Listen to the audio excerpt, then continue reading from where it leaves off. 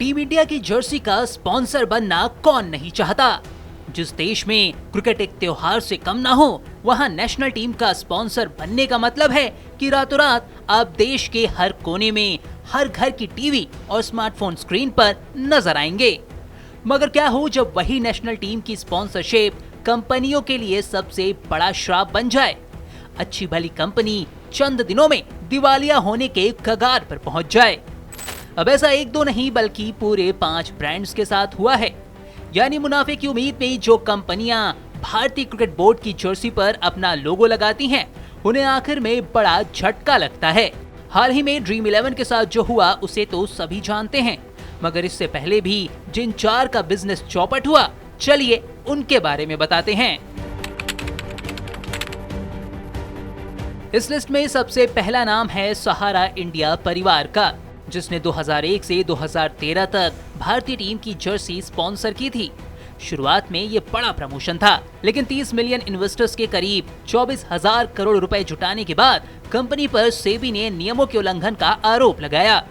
हालात इतने बुरे हो गए कि साल 2014 में उनके मालिक सुब्रत रॉय की गिरफ्तारी तक हो गई और फंड रिकवरी की प्रक्रिया अभी भी जारी है। सहारा के बाद इस लिस्ट में नाम आता है स्टार इंडिया का, क्योंकि साल 2014 में सहारा की जगह मिली थी स्टार इंडिया को। इसके लिए मीडिया ब्रॉडकास्टिंग की दिग्गज कंपनी ने बड़ी रकम अदा की थी। बीसीसीआई के साथ हुए कॉन्ट्रैक्ट के अनुसार स्टार इंडिया ने साल 2014 से 2017 के बीच भारतीय टीम की स्पॉन्सरशिप 1 करोड़ 92 लाख रुपए पर मैच के रेट से हासिल की थी। हालांकि इस डील में बीसीसीआई का नुकसान भी था, क्योंकि सहारा इसके लिए बोर्ड को 3 करोड़ 34 लाख रुपए दिया करता था। लेकिन कंपटीशन कमीशन ऑफ इंडिया की FTCA जांच और वित्तीय दबाव ने स्टार के लिए मुसीबत खड़ी कर दी। साल 2017 आते आते स्टार इंडिया को भी टाइटल स्पॉन्सरशिप छोड़नी पड़ी। एक बार फिर से बोर्ड की चमक धमक वाली स्पॉन्सरशिप ने ब्रांड का नुकसान कर दिया। स्टार के बाद साल 2017 में चाइनीज स्मार्टफोन कंपनी ओप्पो ने बीसीसीआई के साथ 3 साल के लिए करीबन 360 करोड़ रुपए की डील साइन की। मगर इस बीच बॉर्डर पर भारत पाकिस्तान के बीच तनाव हो गया और डील टूट गई। ओप्पो को मजबूरन मार्केट रिटर्न्स के कारण 2020 में पीछे हटना पड़ा। इस डील के साथ ओप्पो को बड़ी उम्मीदें थीं, लेकिन जियो ब्रांड्स और घरेलू फोन ने ओप्पो के बिजनेस को बड़ा नुकसान पहुंचाया। इस लिस्ट का चौथा ब्रांड है बायजूस। ये स्पॉन्सरशिप डील 3 साल के लिए करीबन 450 करोड़ रुपए की हुई थी। साल 2020 में एडटेक स्टार्टअप बायजूस ने भारतीय टीम की जर्सी का हिस्सा बनकर नाम तो कमाया, पर 2 साल में लगातार नुकसान, पेमेंट डिफॉल्ट्स और NCLT तक मामला पहुंच गया।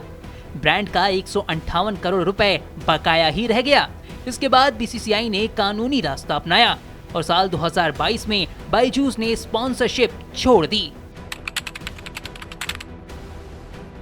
अब इस लिस्ट का सबसे नया मेंबर है ड्रीम 11। साल 2023 में बायजूस के बाद आया था फैंटेसी गेमिंग प्लेटफॉर्म ड्रीम 11।